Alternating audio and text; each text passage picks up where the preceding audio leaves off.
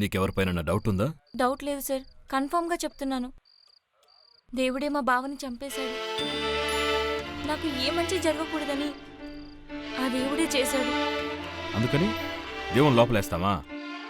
అడిగిన దానికి మాత్రమే సమాధానం చెప్పు. సారీ సార్, తన మామ చనిపోయిన బాధలో ఉంది, అందుకే తను అలా మాట్లాడుతుంది. మీరేమీ అనుకోకండి.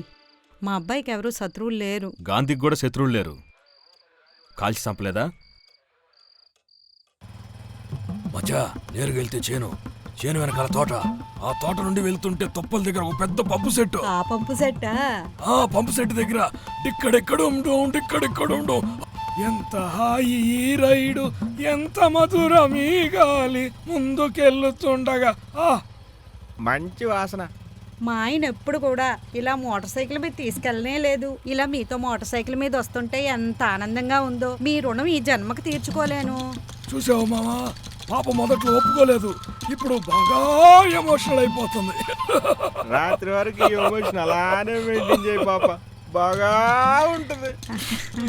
పాపా, అలా అనకు పాపా, సుఖపోతుంది.